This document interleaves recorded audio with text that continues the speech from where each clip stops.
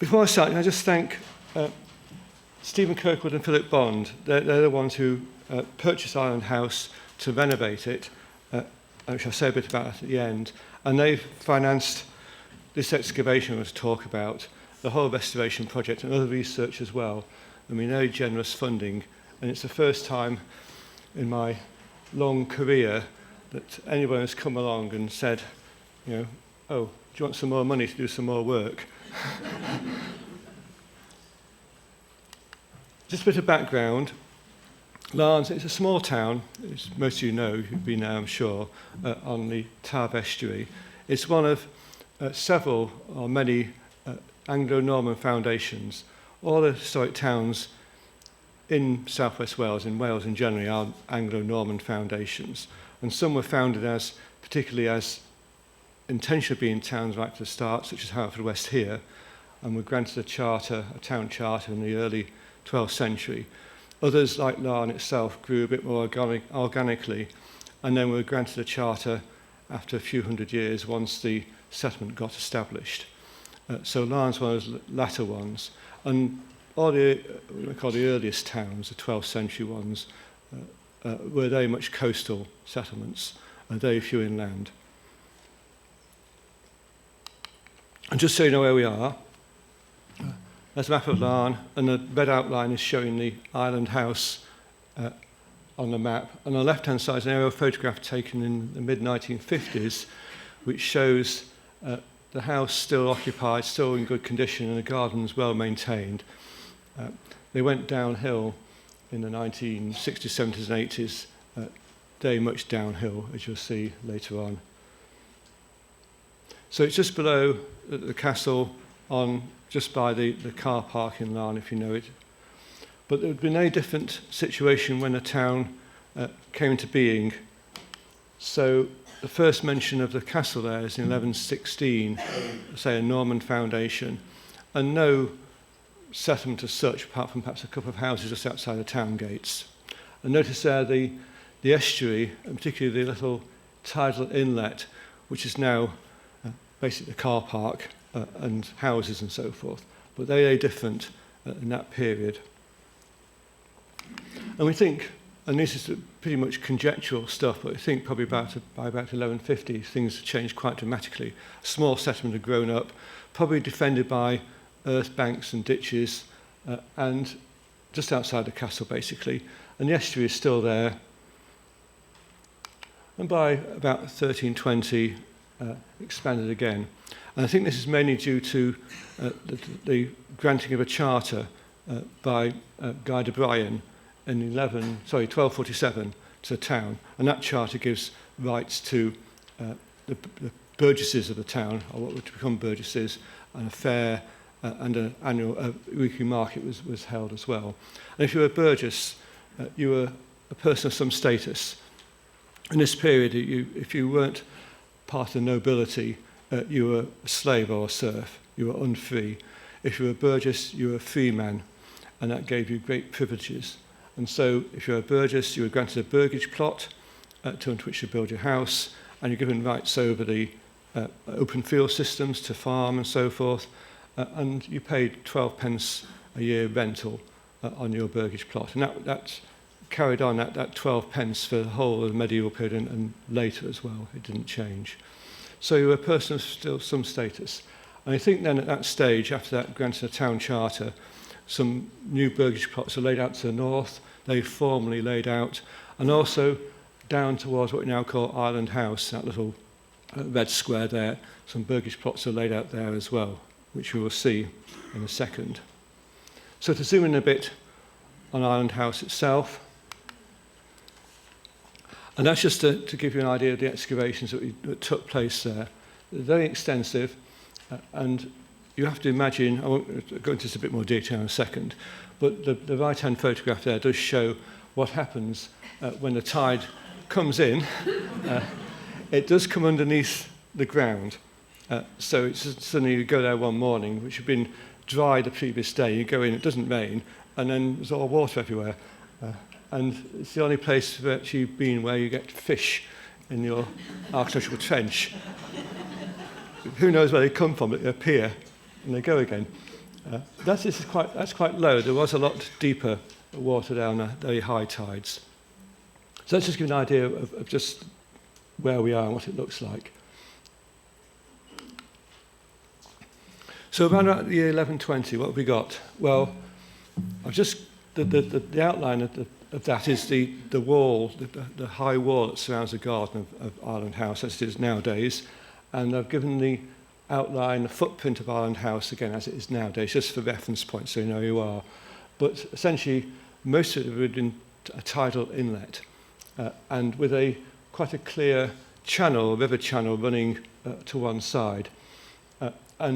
This is probably roughly sort of mean high tides. I've sort of given an idea of what it looks like here. At very high tides, that would have been a little island, and hence the name Island House eventually. And interestingly, the little stepping stones that have crossed that channel, which we've discovered. So what did that look like in reality? This is it. So the work we did first of all was in 2020, actually just after COVID lockdown, when shortly after Stephen and Philip actually purchased the site. And we did little bits of work then. And one of them was actually to look at that river channel, which we obviously didn't know it was there, but we discovered it. And there's the stepping stones on the left-hand side. You can see them sort of just very roughly put across that channel to get access. And essentially what was happening then is that this area is being used as a rubbish tip for the newly founded town and the castle. It's full of, that channel was just full of animal bone, bits of pottery, other stuff. Just filled it up with whatever was at hand. And the idea was trying to turn what was basically a tidal inlet and a marshy area into an area where you could probably bring up boats and so forth. But no real formal structures at this period, just a simple dumping of material. And that one there is a section we've done to that river channel. And you notice it runs straight under Island House. And that's one of the causes why Island House is in such a state. It's built on infilled channels which are subsiding and settling.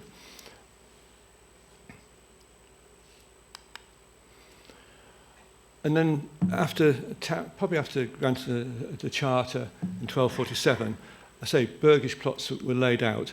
And we know definitely of 3, 1, 2, 3, which we've excavated. 4 is a bit conjectural, and the other 2, again, a bit of guesswork going on there. I noticed there that the estuary is receded slightly simply because it's been formally cut off by these quays, these stone-built quays, which I'll show in a second. What happens on the right-hand side of that drawing is we know from later on, it's the architectural layers and were planed off later on, probably in the 17th century. So actually lose much of the architectural evidence over that area. But to the left-hand side, it all survives, so it's all slightly lower down, which you'll see in a second. And this came somewhat of a surprise to us, to say the least. And what you look at here is a series of medieval quays. And these are unique in Wales. They probably do survive elsewhere, but it's the first time they've been excavated, or one's ever been excavated. And really, to get something similar, comparable evidence, you've really got to go to the big ports of England, Bristol and London, for something similar. So it really does show what the importance of these small towns in the medieval period. And in those two other places, you're excavating where they have excavated in between, and particularly in London, in between huge buildings in the city of London. So you're looking at little tiny bits of excavation, trying to put it together. Here, of course, we've got a very open area, so you actually understand what's going on there much more. And what you've got there, these stone-built quays, and you have to imagine these stone walls being 2.5, perhaps 3 meters high, of which boats could be drawn along. And part of the original layout of these Burgish plots was to have a slipway or trackway running down from the houses over there into the estuary itself to get access. Presumably you can get your carts and horses down at low tide to get down onto the foreshore to unload your boats when you have to do so. And what happened, and these are individual burgage plots. Each burgess is actually constructing their own quay and investing an awful lot of money in that, each one.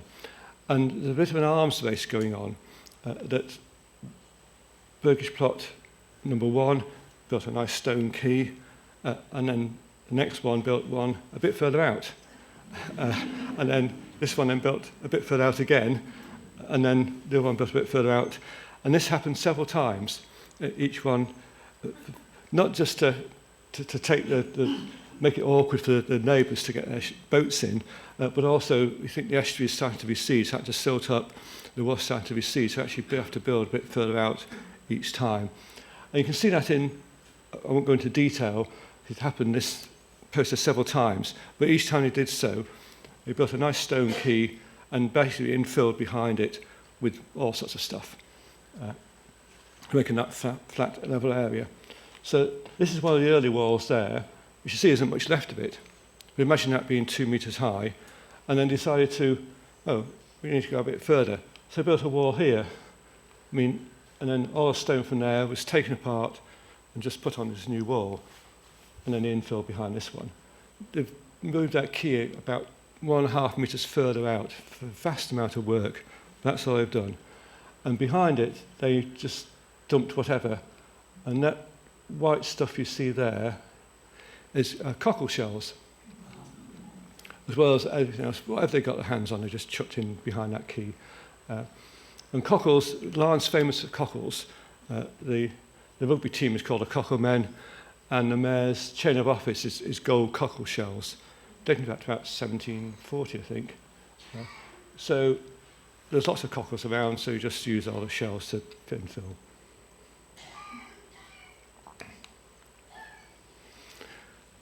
So this time, by taking around about, again, these dates are a bit sort of provisional at the moment, but around about probably year 1400, again, the quays have been extended out once more, and you get the first evidence of buildings as well being there. And this one is on plots 2. It's a very nice house. There's probably some here, these blue ones, which I'll say a bit more in a second. But that one there is a hall house, which means it's a single cell structure, probably 2 stories, but open to the roof, with a central hearth, which the smoke just finds its way out through the rafters and through the roof. And that's what it looks like on the ground. It's the people are standing on the 4 corners of that house. It's got a clay floor, which makes a very nice floor. You think clay is a bit sort of soft and squidgy, but once it's actually inside the building, it makes like a concrete type floor. And a central hearth, which you see there. It's just there. Very, very nice. It's probably a stone foundation with a timber frame superstructure. It's quite a rough wall, that. It's not got any foundations as such. It's just just plunked a few stones down, basically. Reusing some of the key walls in the structure, but new walls as well. And I was sort of searching around sort of parallels for this sort of structure, and there actually aren't any in South West Wales. Because, they've all these buildings have long gone, so there's nothing standing which you can compare it with. You may find something similar perhaps into the Bristol area, that part of the world, where you may still get some standing buildings of this state which are timber framed. But this is what it may have looked like inside. It gives you an idea of what these things look like. This isn't an exact parallel because, of course, this one's got a chimney on the side of it, which hasn't. It's got a central fireplace, which the smoke just finds its way out. And this is where you just lived. This is where you did everything. You lived here, you cooked here, you slept here. Everybody is servants or whatever, or just in one big room. But quite a high status building. This is not a peasant building. This is what you expect the gentry or rich merchants to live in, not someone lower down the social scale. This one, actually you see there, it's called the Old Parliament House in Dolgellau. It was actually dismantled and moved to Newtown in the late 19th century. And the blue building I showed, not much survives of it. And the reason why it survives is because they built it over that infilled channel. And basically, the walls subsided into the channel. And so they survive slightly lower down in the channel. But as soon as you get outside that channel onto the ground on either side, oh, where am I going? Sorry, there we are. As soon as you get outside that, they've gone. They've been taken away, just removed. So the evidence you've got of that building are those couple of walls which happen to survive where the channel subsided. And the white stuff there are cockle shells. Again, just infilling the channel.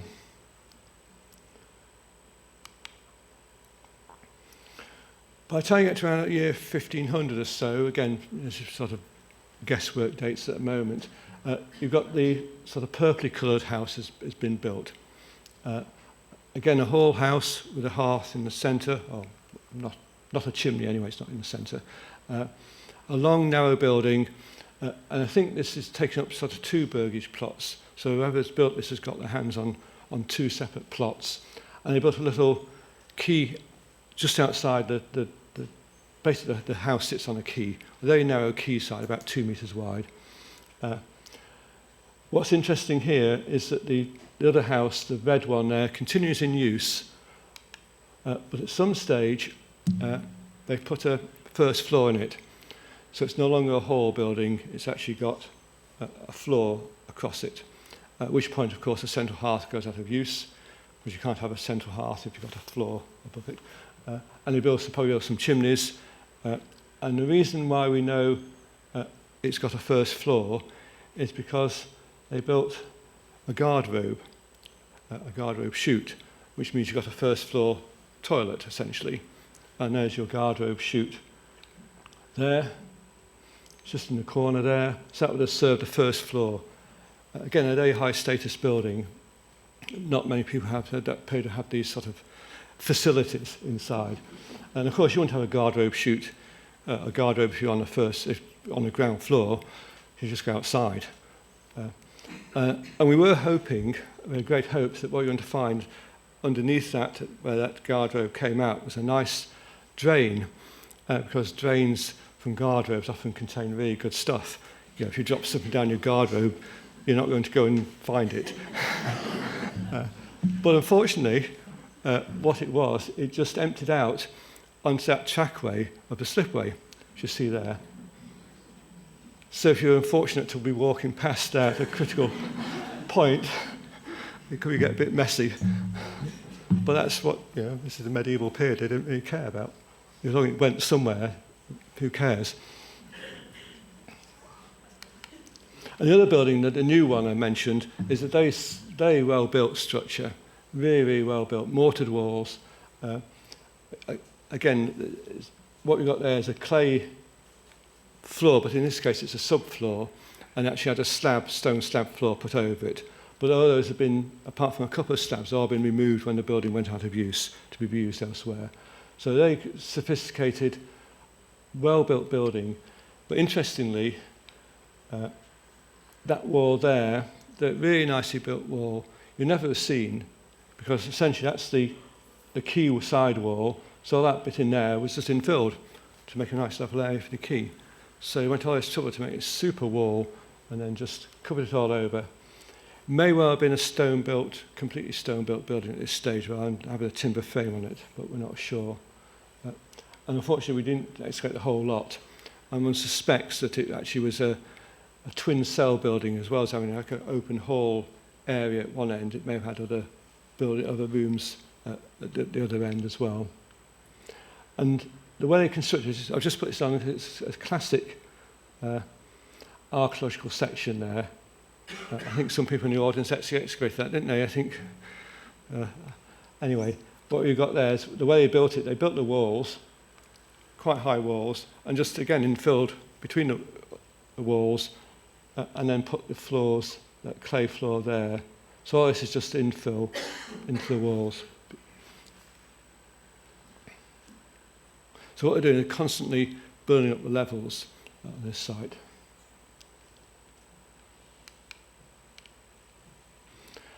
And then by about year 1600 or so, that original hall building has gone out of use completely. The plot, the walls is receding quite substantially by this stage. The estuary is beginning to silt up, and it's probably by this stage that plot there no longer has access to water. Plot 2 has a bit of access, which I'll show you in a minute. We built this little jetty out, which I'll show you a photograph of in a second. And that one there, they extended the quay out again. So again, another 2 meters further out, demolish the earlier wall, built a new wall, so make a nice wide quay to unload your boats and get your cargo onto that particular bit of quayside. So things are starting to come to an end, as it were. The estuary is silting up. It's no longer viable, although people are probably still living there. And just a nice bit of things to uncover. This bottom right photograph is that little bit of jetty I mentioned sticking out. So at that point, that's plot 2.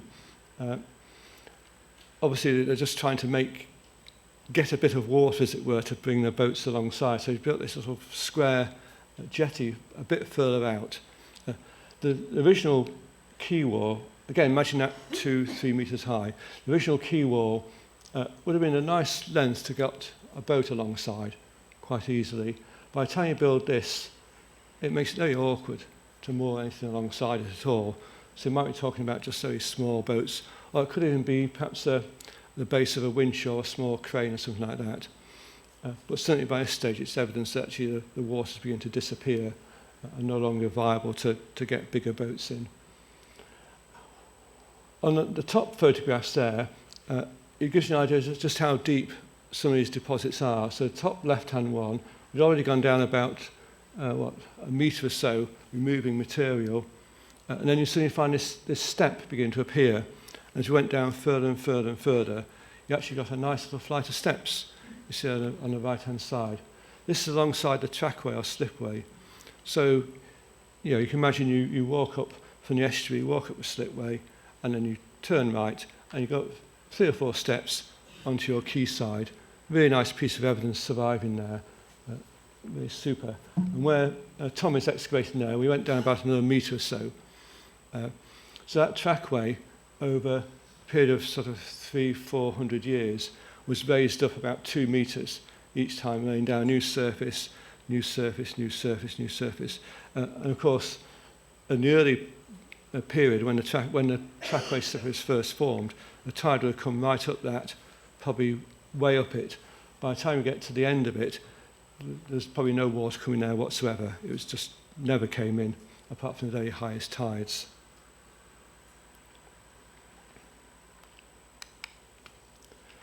And then, around about this period, 1630 or so, by then, things have changed completely. Island House, the first Island House as it stands now, was built. As well as doing the archaeological work, Stephen and Philip have actually commissioned lots of other research as well, lots of historical research and other things as well. And one of the things they've done is got some tree ring dating, dendrochronology dates from the roof timbers in the first bit of Island House, which is there. And they date the felling date of the trees used in those roof trusses is 1437. And they actually are numbered 1, 2, 3, 4, the roof trusses. But the actual style of the trusses is about 1610, 1620. So they're probably almost certainly just reusing timbers from the structure. Whether it's one of those structures which have gone out of use and reuse those we don't know of from elsewhere. But so stylistically, that first house dates to about 1610, 1620. And it may well be there's a second house there as well, which eventually both those amalgamate into one structure. A vast amount of change took place here. As well as building a house there, which still stands, that's when they built the garden wall surrounding it. And it's a massive wall. Probably lots of you know Laugharne. It's got a big high wall around this, about 3 metre high stone wall by the car park. It goes down on that side against what's now the car park side, goes down 3 metres. Basically, it just goes down to the estuary floor. And there's evidence on the inside, actually, they used quite a lot of clay against the wall to try and waterproof it, essentially. But essentially what happened at some stage, that someone's breached that clay waterproofing.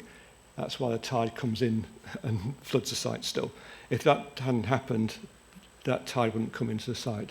But anyway, someone's breached it at some stage, and the tide comes in. But anyway, they built this massive garden wall, leveled the area. So everything on this side was just planed off. Hence, that's why stuff's gone, and we don't get any archaeological remains surviving now, very few.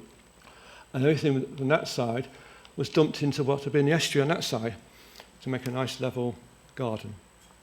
And that's essentially the end of those burgish plots and the quays. It all came to an end then. At the same time, rather strangely, what had been the river Colin flowing down this side, which is underneath the car park, they canalised and put down there, between there and the castle, which is over here. Very strange thing to do, but that's what they've done there. So basically, that's when all this comes to an end, and you've got the garden and ironed house. The house itself is really, really complicated. Oops, what's happened there? Really complex house, which is a talk into itself. This house is not a simple one to understand. It's got lots of bits and phases and bits tacked on and all sorts, and then bits demolished, etc. But so I won't say anything more about that at the moment, apart from just at the end. And looking for parallels to this, it's extremely rare discovery. One wonders what else is out there in these other small towns, just waiting in unexpected locations. I mean, when we started, we didn't even believe or dream that we could actually find medieval quays in that sort of situation, but there they are. So what else is surviving? Other places. The nearest parallel I can find in the UK is this one here at Bristol, at Redcliffe, which was excavated in the 1980s, which is very similar. You've got the quay cum slipway running down and some buildings on the quays themselves. And just like at Laugharne, the same thing happened there, that these quays are being pushed out further and further as time went on into the river. So it's quite, and that's the same thing happens in London as well. The bits of work have been done there. In London, the same thing happens. The earliest quays actually a Roman date, and they keep pushing them out. And incidentally, there is just at London, there's some nice documentation for that. They just legally they distinguish between jetties and quays, and a quay was actually what you could do if you were not going to moor boats there. And a jetty is where you actually moored boats. And if you're going to London to trade, you had to go to what's called a common jetty to unload your goods. Quays were something else. But there were complaints in London that people pushed their quays so far out into the channel, actually obstructing the shipping. Not the case at Laugharne, but it's quite a nice sort of legal definition, distinction between the two, which no longer exists. So that's the only real parallel I can find. So it's a really spectacular find and really unusual, and really just shows just how important these little, what you think now, we don't even think of Laugharne as being a town anymore. You just think it's just a small village, but actually how important these places were for trade and for commerce in the medieval period. And the house itself, just to finish off here, again, just to reiterate my thanks to Stephen and Philip.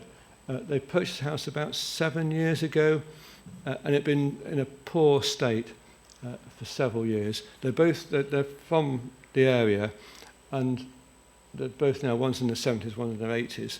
And they said, every time they walk past this house, they wish they could do something with it, and if a chance arose, they would do. And so when it came on the market, they bought it with the intention of building into a small hotel, which is still progressing. It's going to happen. But you can see the state it was in at the time. It was not good, to say the least. And during COVID, or just after COVID, sorry, when lockdown eased, we did a bit of work. We were allowed to use one room in the house. It's the one safe room to have, we could sit and have tea there and so forth, which is fine. Which is, it had actually a new floor put in because the previous owner had set fire to himself one evening and burnt the room down, and so they refloored it. So it's safe for us anyway. But apparently, after we finished there, the structural engineer who declared that room safe had been in that room and realised something strange was happening. A bit of dust was coming down. He got out quickly, and the whole wall just collapsed straight down where we'd been.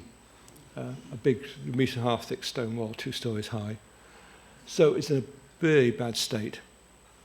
They've spent a huge amount of money on stabilising it, which it is now, and they are starting now to fit out the interior, and there's two new wings they've got to build to make it viable as a hotel, one for a kitchen and a restaurant, and another for more bedrooms. So it's going to be another, I reckon, 5 years before it's actually finished as a hotel. And the remains that we uncovered, they're still not quite sure what to do with them. They can now just cover them over again and have it as a garden. Stephen's quite keen to actually rebuild the open hall and have it actually as an reproduction open hall, have it as a reception area, or if they can't do that, perhaps to build up some of the walls and have them as like garden features to show where the layout of the quays and the buildings were. But that's for the future. There's concentrate on the house at the moment. So at the moment we're still working on it. We're still doing what's called a post-excavation work.